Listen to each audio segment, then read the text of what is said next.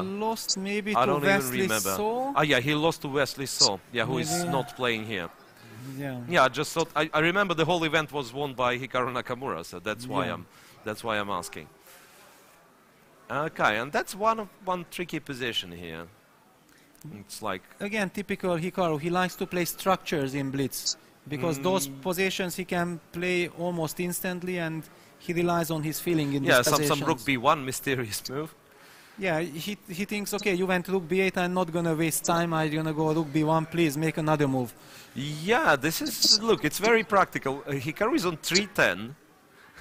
Already 1 minute difference, right? Yeah. Nothing special happened, not that black is under some pressure, and it kind of resembles some Armageddon game when you get an extra minute, minute and draws, but here there are no draws for black. Well, I would say maybe no draws for black, but at the same time for Hikaru the situation is desperate, so in a way he is playing in a win-only mode, at least if he is planning to fight for the title.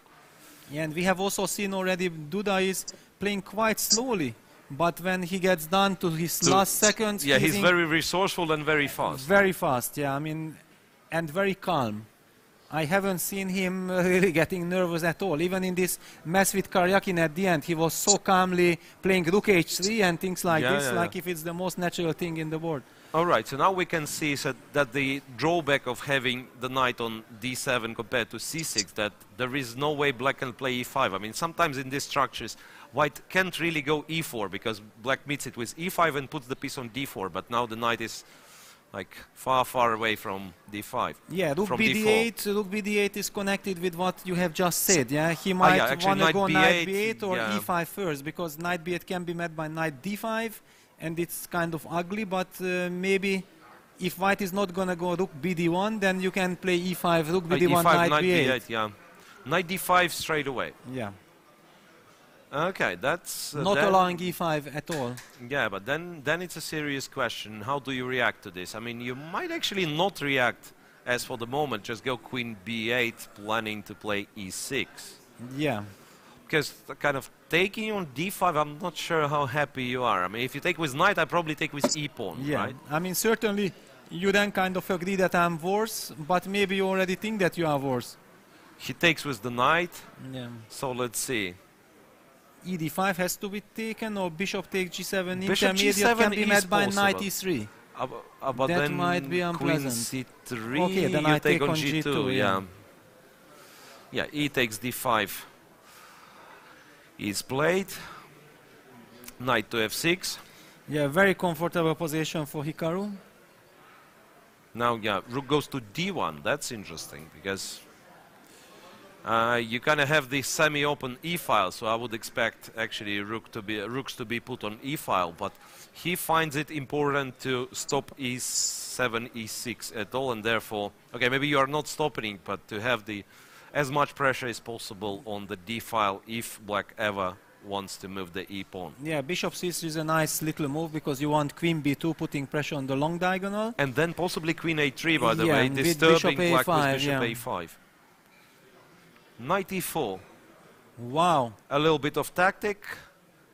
And what can you do? Wow, what a move. What a move.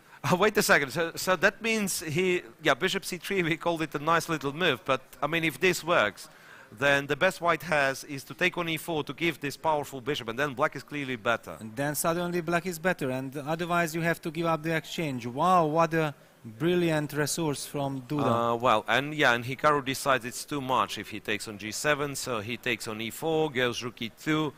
Maybe, maybe that's a false impression that black is immediately better. Remember what happened in Carson Swidler?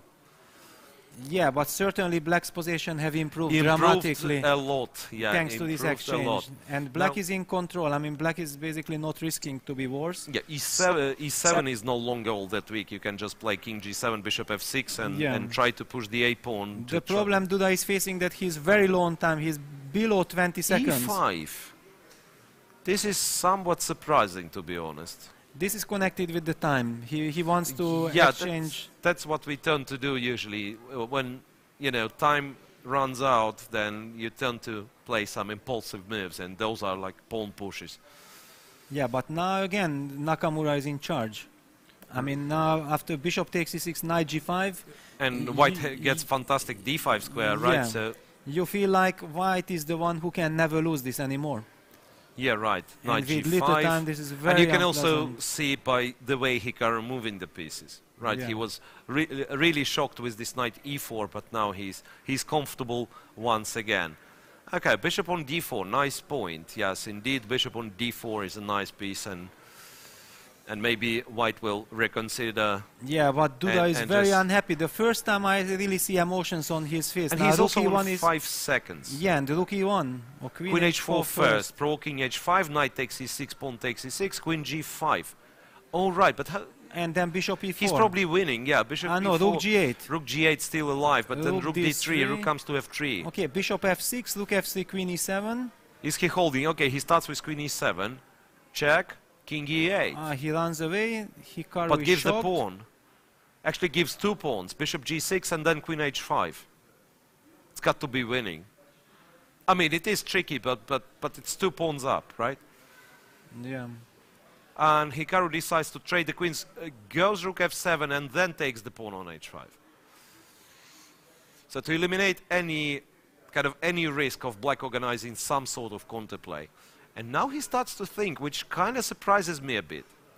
Bishop to e2. Yeah, he's calculating rook f5. No, wait, but rook f5 should be completely lost. I'm not even sure why would you... It's like everything is lost in such position, but why would you essentially simplify white's task? No, but he thinks that this is the only chance. If maybe his king gets to f6, it's lost. It's clear that it's completely lost. Yeah, but you just push those pawns. I mean, f4, you have king f3, two bishop connected d3, passed h3, pawns, g4, and it's over. Yeah. It's two connected. You don't need any other factors. I mean, you really need one more pair of pawns on the queen side. Just when you win black bishop for those pair of white passed pawns, you have the material on queen side to win the game, right? King g4, f5, yeah, I mean, it's absolutely hopeless. Yeah, okay, you just can't play the game against Hikaru on few seconds in the middle game. Yeah, because you'll get tricked. Yeah. That's essentially what has happened. This doesn't work. And this way, by the way, black can't even stop the pawns. King gets now, okay, Hikaru kind of... Yeah, he will resign now. Yeah, I mean, there is no problem with playing f6, but that was a bit of a lousy move because, yeah.